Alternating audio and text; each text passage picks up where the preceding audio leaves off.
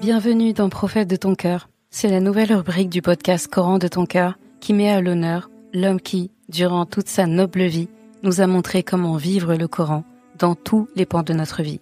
Chaque lundi, au travers d'épisodes courts et concis, tu découvriras ou redécouvriras les beautés du Coran comme elles ont été mises en application dans la vie du meilleur homme qu'ait connu le monde, notre Muhammad sallallahu alayhi wa sallam.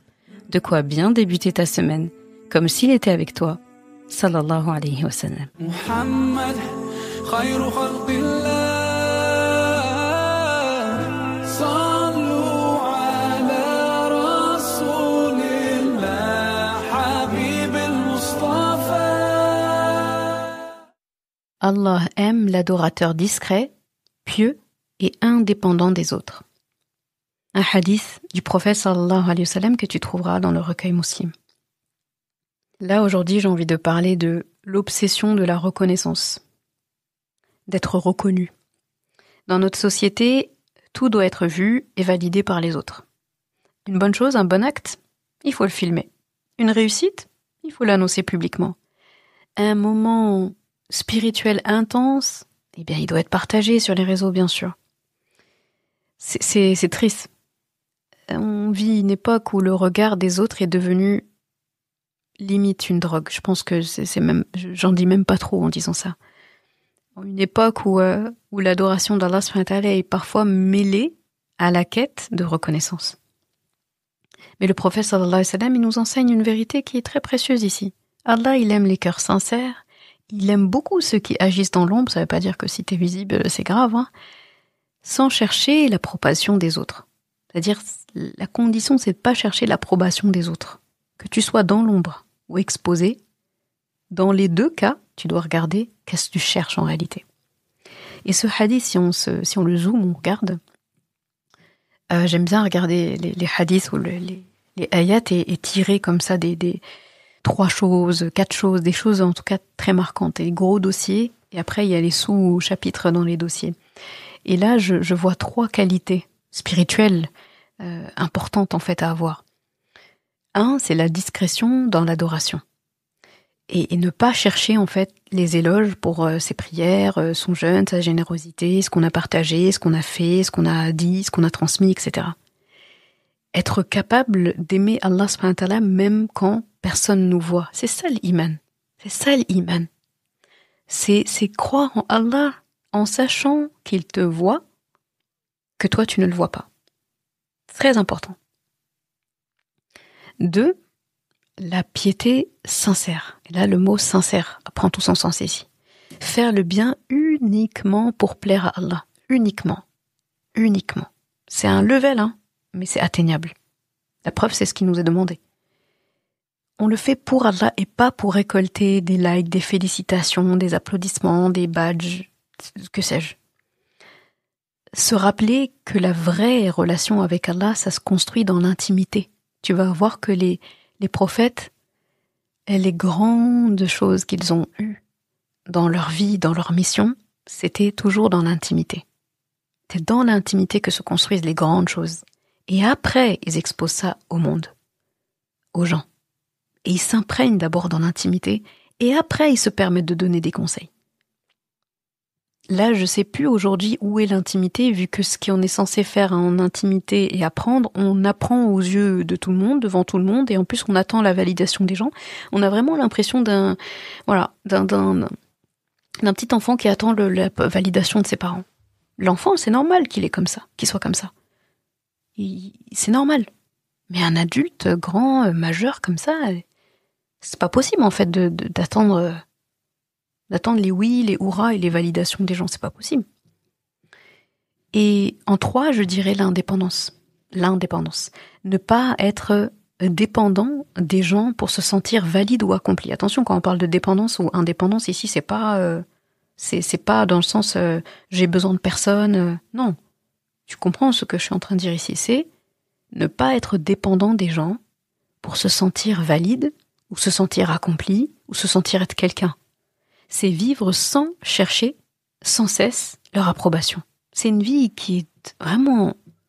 C'est fatigant en fait d'être toujours à attendre la validation des gens. J'imagine, ça doit être très fatigant.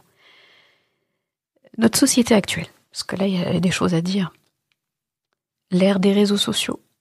Tu vas te dire, Oustaz Zainab, elle aime bien parler des réseaux sociaux, mais c'est omniprésent en fait. Donc j'en parlerai tant que ça existera.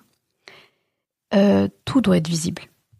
Tout doit être visible. D'ailleurs, ça marche par le visuel, hein, les réseaux sociaux. C'est ce qui se voit, ce qui s'entend, mais c'est surtout ce qui se voit. On filme les sadaqat, les moments de prière. Quand on fait le hajj, umrah, les doigts, les actes d'adoration, les découvertes. En fait, où est la sincérité si tout doit être vu?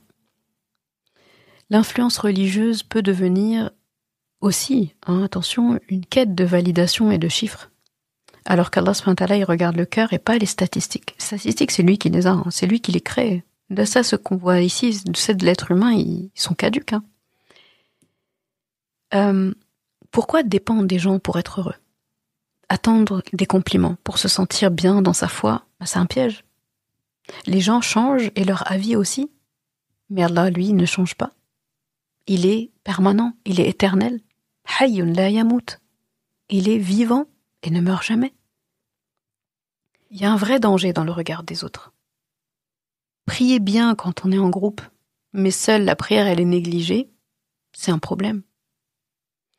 Donner aux autres quand il y a des témoins, mais en secret, personne, les anges en tout cas qui écrivent nos actions ne pourront pas témoigner qu'en secret on continue de donner, c'est un problème. On se préoccupe de ce que les gens pensent plus que ce que... Ah, ça fait mal ça de dire ça. Ça fait vraiment mal cette réalité-là. On se préoccupe plus de ce que pensent les autres que de ce que Allah pense. Honnêtement, c'est une réalité aujourd'hui. C'est triste. Franchement, ça déchire le cœur de penser, de dire ça même à voix haute. Mais c'est vrai. C'est vrai. Pour beaucoup, on se soucie, on accorde plus d'importance aux gens, et en plus des gens qu'on peut même pas nommer. C'est des gens. Si on dit nomme-moi 3 parmi des gens dont tu crains ce qu'ils vont dire, les qu'en dira-t-on, tu peux même pas citer c'est qui. Et si tu cites, en réalité, c'est des gens qui t'intéressent pas. Alors qu'Allah, est-ce qu'Allah nous intéresse pas? Est-ce qu'Allah n'est pas celui même qui nous intéresse? Est-ce que c'est pas lui, en fait, dont la vie compte, vu que c'est lui qui va nous juger? C'est avec lui qu'on va être tout seul. C'est lui qui va orchestrer et décider de notre séjour dans la tombe, de comment on va être ressuscité, de notre place au paradis ou pas. Est-ce que c'est pas, en fait, avec lui qu'on doit chercher les faveurs? Est-ce que c'est pas lui qu'on doit absolument chercher à avoir dans nos bienfaits? C'est une vraie question. Et dans notre vie quotidienne, ça, si on doit le mettre en application, je pense que c'est très important de pratiquer une adoration qui est totalement secrète. Il doit y en avoir dans ce qu'on fait qui sont totalement secrètes. Faire une sadaqa sans que personne ne le sache, ça c'est le classique, la sadaqa. Prier une nuit sans en parler à personne. Personne même est au courant que tu t'es levé.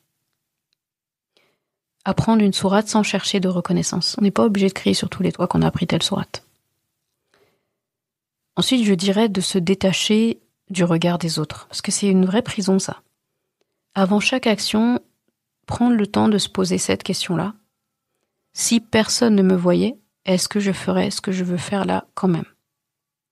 Se rappeler qu'il n'y a qu'Allah subhanahu wa ta'ala qui peut récompenser vraiment, en fait.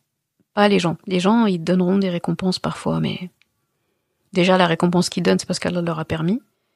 Et ils pourront pas mieux récompenser que celui qui t'a créé. Et ensuite, en troisième, je dirais apprendre à être satisfait, à avoir le qana'a, être satisfait sans validation extérieure.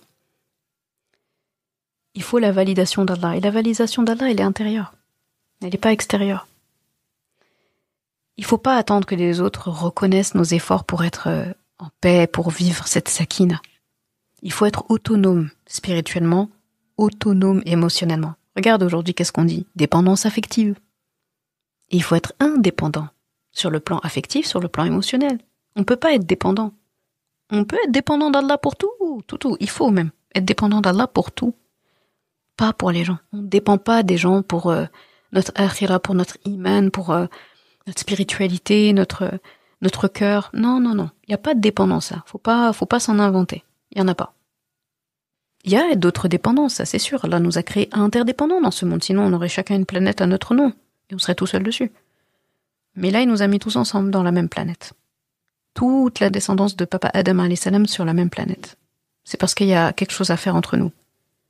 Mais comme Adam alayhi salam, Papa Adam alayhi salam a été créé seul, il faut qu'on se rappelle aussi qu'on est seul. On va être seul dans la tombe, seul avec Allah. Au jugement. Seul. Sauf ce qu'Allah aura décidé autrement en fait. Donc, fais les choses pour Allah, pas pour être vu. Et pose-toi la question, parce que ça encourage. Qu'est-ce que tu fais uniquement pour Allah que personne ne sait? Chéris cette chose, fais-la bien, et garde ça secret. Et si tout ce que tu publies ou montres là, aujourd'hui, disparaissait, qu'est-ce qui resterait de ta relation avec Allah? Si tu enlèves tout ça, qu'est-ce qui reste de ta relation avec Allah? Et là, on se dit, en fait, faudrait réussir à se dire que tout ce qu'on fait n'est pas que pour les gens, en fait, ou leur regard. Donc, le vrai nour, il vient de l'invisible. Travaille ta foi dans l'ombre, et c'est Allah qui fera briller ta foi, et te fera briller par la même occasion. وَمَا أَرْسَلْنَاكَ إِلَّا رَحْمَةً لِلْعَالَمِينَ. Et nous ne t'avons envoyé que comme rahma pour l'univers.